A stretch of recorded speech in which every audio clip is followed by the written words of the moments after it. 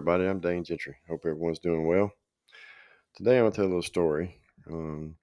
These episodes seems to be doing well. So, everybody knows already that I went to prison and all this. So, um, I went in 98. In 99, they sent me to an annex. And annex is like a work camp where you can go in and they let you go out in the community and work and these types of things. And, excuse me, I was there and I'd been in there about 60 days or something like that. And, the place it's called Technical Violators Camp, and so the whole idea is that you would get to go there for 120 days, be released, and get to go back home, back out on probation again. Basically, you would start it over. So I was there, and I'd been there about 60 days, and it was on a Friday. And one of the counselors, when I came in from working, called me into his office, and he said, "Unfortunately, Mr. Gentry, we're going to have to send you back across the fence. You're not a technical violator." Because what had happened was I went on the run. When I violated my probation, I went to Texas and I actually caught another felony case out there. So um, that means that I was not a technical violator. So they said they was going to send me back across the fence, which means they was going to send me back to the compound. So, at this time, I was, like I said before, I was just real smart, man. I was real bright. I had some of the greatest ideas, most addicts do when you're living that lifestyle. And so I decided that I was going to escape. Screw them people. Who were they to put me back across the fence after I'd been here 6 days, supposed to go home in 60 more days. Excuse me. And so I got with this other guy that, you had somewhat befriended in there or what have you. And um, we decided that on Monday, if I was still there and they let me go out, that by God, we was going to run away. And come Monday, and me and him weren't even on the same work crew, what was kind of crazy. But come Monday that morning, they sent us out together. So what it is you would go. I don't remember what we were doing. I think we was picking up trash on the side of the road or something like that. But you would go to a little church or somewhere and eat lunch, and so uh, like we would be around there by ourselves, and the officers they didn't have no gun or anything. They just had a little walkie-talkie on them, and they would go around front, and so you had about 30 minutes, about a 30-minute head start. And so that's what we did. And we decided that we was going to run off, and come to find out, there was another guy who was going to do the same thing, but he had a life sentence, and why he was at annex, I don't know. So um, lunchtime came, and so we made our big break for it, and didn't know where we was at. We was in a little county, and I didn't know much about it. I knew the direction home. That's about that's about all I knew. But so we take off and we run. There's a wood line. That's what we're making beeline for. We're running, and we get to the wood line, and we keep on running. Well, the wood line wasn't but about, I don't know, 40 yards thick or something. Then you come out into wide open cornfields as far as you could see. So now what are we going to do? Because we knew they was going to be looking for us. We was going to be way out in open. So the one guy that went with us, I told him to go on his own. He was whatever, and he did. And so me and this kid, the other guy, we run through these cornfields, and we see some power lines. And usually around the power lines, the it's real thick. There's a lot of woods, a lot of weeds and stuff growing up around it. And then so um, that's what we did. We hid in it, and we could hear them coming. And um, then we hear a helicopter. And the helicopter's coming, and it's flying over real close. And I'm thinking, man, they're going to see us. We covered ourselves up with leaves and stuff. We're hid pretty good. Then the little Cessna airplane started flying back and forth all day, all day. I don't know why the dogs never did come to us, but they didn't. And we stayed there. It's summertime. It's in June, right for my brother's birthday, and um, the plane kept flying all day long. It got dark finally. About 9 o'clock, 8:45, and we don't have a watch. And so when it got dark, we thought it'd be good. We had some pots, and we thought it'd be good to smoke a joint. And of course, it made me paranoid. But anyway, we waited till about midnight, and we decided we was going to come out of there. And we didn't know where we was going to go, what we was going to do. So we just picked a direction and started walking. And so we're going, and the manhunt's on for us, and it's really because the guy had a life sentence. He wanted us too, but that guy had a murder charge, and so they was really looking for him. And so we go on, and we find some more woods. There's there's a barbed wire fence there, and we're gonna go under it. Well, this barbed wire fence was electric, and I didn't know it, and so I go to climb under it, and I was all soaking wet from the dew on the grass, and this thing hit me in the back and shocked me, and boy, it knocked me straight to the ground. I was like crawling under it, or whatever. And so, of course, everybody got a good laugh about that. And man, we were just so thirsty, and all this stuff, have nothing to drink, and we just keep walking. And we get on what's called a logging trail. I don't know if most of y'all know what that is, but it's just a trail that's been there where they logged it, and like vehicles can go through. It's kind of growed up and them kind of things. And we just started following it. And about daylight, we came up to a house that was there, and it looked to me as like a Mennonite house or Amish. It just had that look to it. But then saw the electric lines run to it. So I knew it wasn't. So I went over and started looking around. Wasn't nothing in there. There was like a chair in the living room or something. So no one lived in the house. And so we opened the door, and it was open. So we go in, and there's a refrigerator in there, air conditioner, and all this stuff. And so open the refrigerator up. We're hungry, and there's not even a cracker in the refrigerator, but it's full of beer and a bottle of vodka. So we decided it'd be a good idea to get drunk. And that's what we do when we pass out and wake up and it's dark. We done passed out and slept all day in this house. So we don't know whose it is. They could have done come here and done whatever. And so um, we sit in there all night. And next morning, I was like, it was about 3 o'clock in the morning. And I said, that's it, man. I got to get me something to eat. And we're going to go get something to eat. And I said, man, I really don't want to go in nobody's house or anything like that. If we do, man, we're just going to get some food and that's it. And we're not going to be stealing nothing from nobody. And so we go, and there's this really big creek, and there's a house there, and there's a little dog out back, and this dog is yap, yap, yap, yap, yap, yap, yap, yap, yap, barking and barking and barking. We sit there for probably about 30 minutes, and I'm thinking, man, there's no way somebody's in that house. They'd have come out there and told that dog shut up, or we'd heard somebody holler or something. And so uh, we decided we're going to cross this creek, and this is what we're going to do. We're going to go and get us something to eat. And so we go up to the house. I kind of look in there. There's like some boxes, like someone was either moving out or had just moved in. And um, I knock on the door, and nobody answers. And I try the door, and it opens, but there's a chain on it. Well, about that time, somebody unlocks the chain, and I don't know what to do now. I'm kind of stunned. This woman opens the door, and she's standing there, and she's got on a cutoff T-shirt and a pair of underwear, and that's all she's got on. This woman don't scream, don't holler, don't do anything. And the guy that's with me, he took off running. Well, I stayed there, and I said, I'm sorry. I didn't know nobody was here. Basically, and I said, look, we're the ones that escaped from prison. She said, oh, I recognize your clothes you got on. And I said, we just want something to eat. And she said, well, come on in. And I couldn't believe it. I was like, wow. So I go and find him because he took off running. And we go in there. And I'm apologizing to this lady. I'm just continuously saying, I'm sorry, man. I didn't mean no harm or whatever. She was fine with it. And I said, are you here by yourself? And she said, no, my husband's in there. And I'm thinking, gun. And so I had a stick, and I go in there, and he's just sitting on the edge of the bed smoking a cigarette. And he just kind of looks up at me. And I tell him basically the same thing I said to her. And this guy is real nervous, as someone would be. I mean, you know what I mean? But he tells her to heat us up some pizza or something. And so we go in there, and come to find out these people were, a lot like us. They drank, parties, and smoked pot or whatever. And um, she said she had this Domino's pizza, and there's like only a couple pieces of it. She said, well, I got some homemade lasagna. And I'm thinking, all right, man. And listen now, I haven't eaten in 2 days at that time. And this lady heated up this lasagna, and it was so disgusting I couldn't eat it.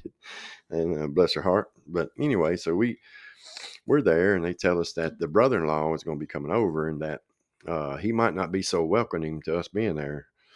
And I was like, whatever. And so I stand behind the door, and she's like, let me tell him, what's going on. And I'm standing there, and they open it. So I'm listening to what she's saying, and he says, what, they're in here? And so he tries to come on in, and he sees me, and he's trying to act all cool. He tells me he'd been out watering his marijuana plants or something other. He breaks out a big old bag of weed, and there we go again, thinking it's going to be a good idea to smoke some marijuana.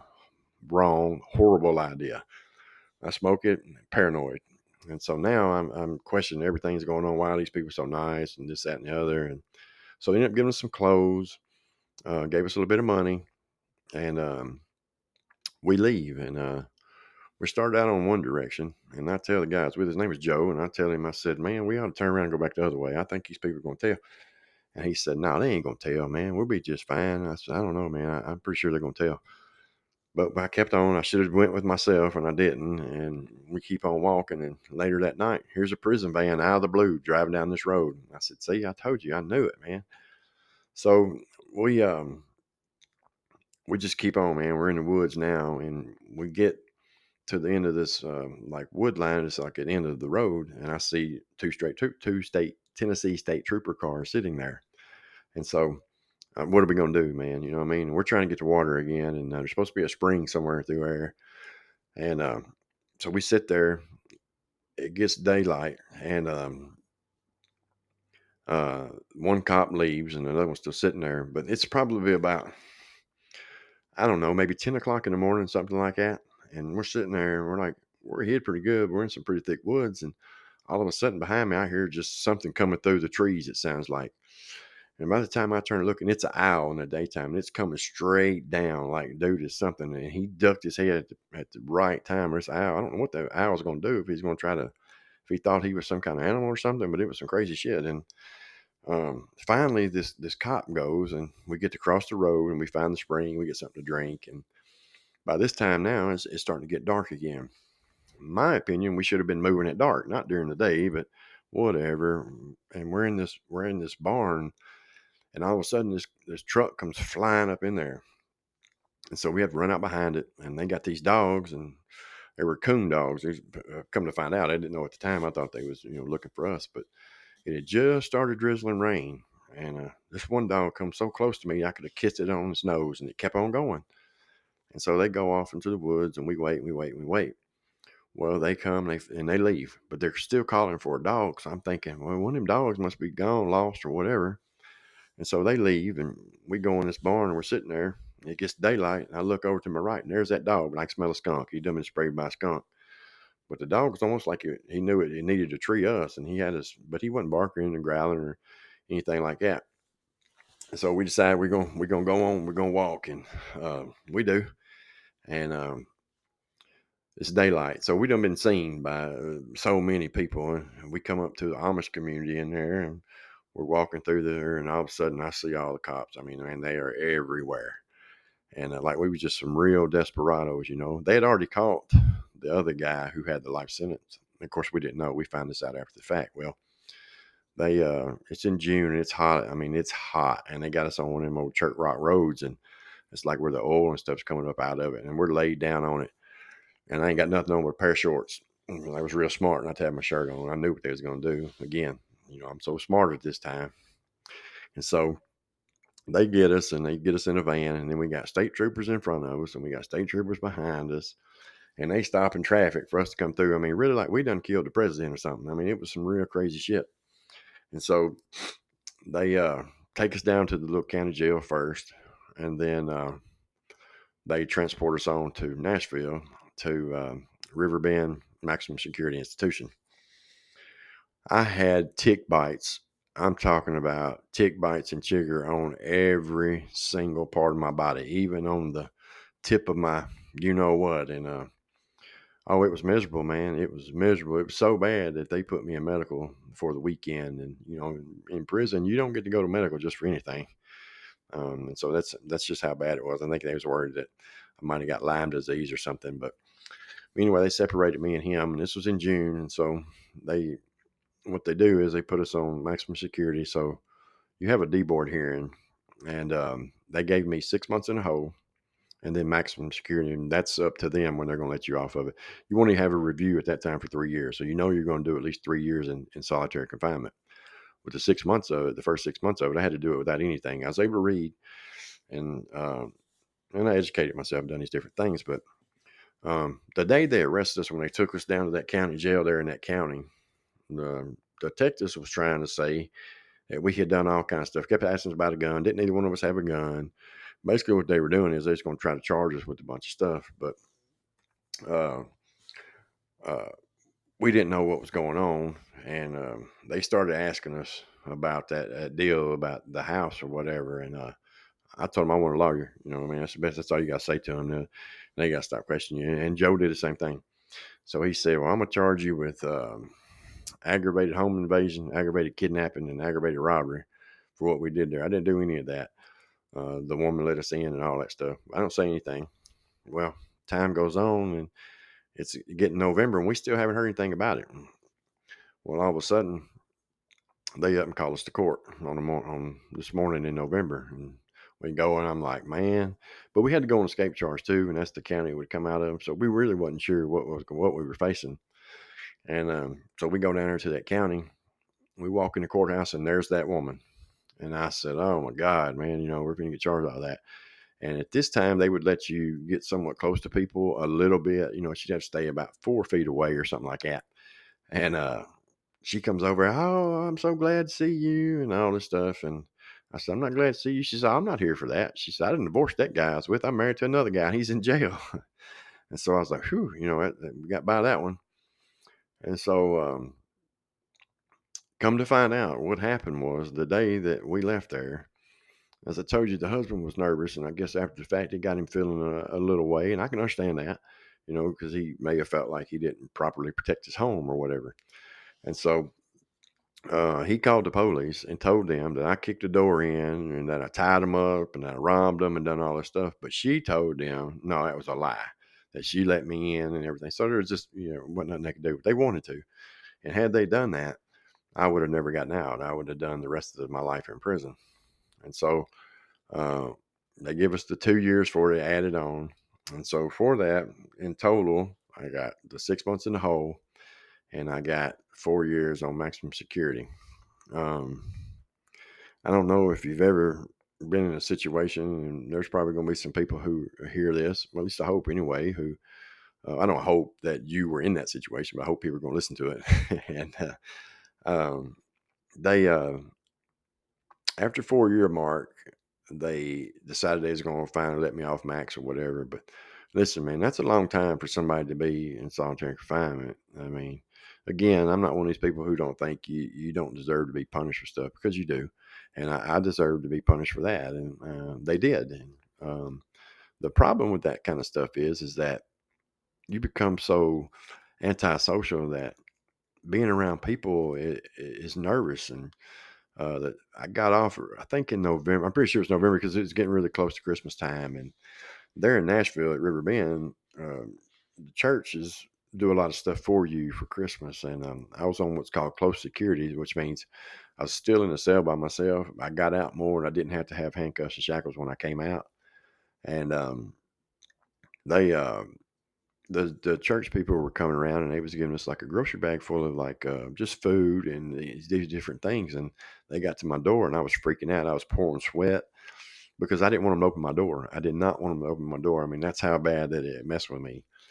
And I finally got to where I got past it, but I still today find myself where if I'm in a room, I want my back to the wall. I don't want nobody behind me, but that's rare. But I still find it. But I've come a long way from it. But I'd like to say that was the only time I spent in isolation. It wasn't. I did a total of 9 years in solitary confinement, 4, 3, and 2, for various things. The escape, and then some other stuff, a couple of little salt stuff. They made it out to be a lot worse than what it was. Well, the first one really was. It was pretty bad, but it was on the other guy. My life was threatened, and so that's what I did. And moral to the story is the mind of a drug addict, the thinking that we do, and they call it stinking thinking. Today standing here as a sober man and being sober for a while, all this stuff comes back to you, your serotonin and everything gets right, and you sit there and think, was I really that dumb to think that was a good idea? And apparently I was, because I sure done the dumb shit. Um, and so what we got to do, that's the thing that we got to change when we get ready to get sober, is first and foremost, you got to put your feet down, man, and decide, hey, I'm doing this thing. I'm going to stay sober. And that's that. Nothing's going to change that. Nothing's going to stop that. And that's where it starts at. And then you start changing this guy right here, your mind up there. You got to put your mind at peace. You got to know that the past is the past. You got to let it go to move forward.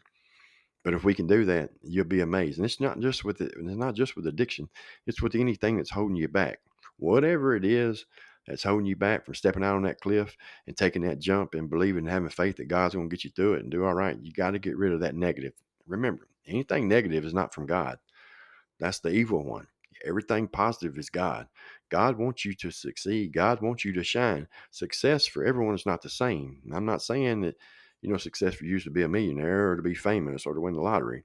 Whatever your idea of success is, go and get it, man. Go do it. Think about somebody like me who's been, down at the bottoms of the bottoms, and I finally let God in control. God leads the way now, not me. All this is not me. It's God doing it. He's leading the way, man. I'm just doing the footwork. And he'll do the same thing for you. Each and every one of you listening, you just have to do it, and you have to believe and have that faith. If he can change a man like me, and I'm by far not the worst man in the world, and never was the worst man in the world, but I've done a lot of bad shit. And for him to forgive me, I know he'll forgive you. Just remember that. Have faith, stand on it, do the footwork, and man, just watch what God will do in your life. You'll be so amazed.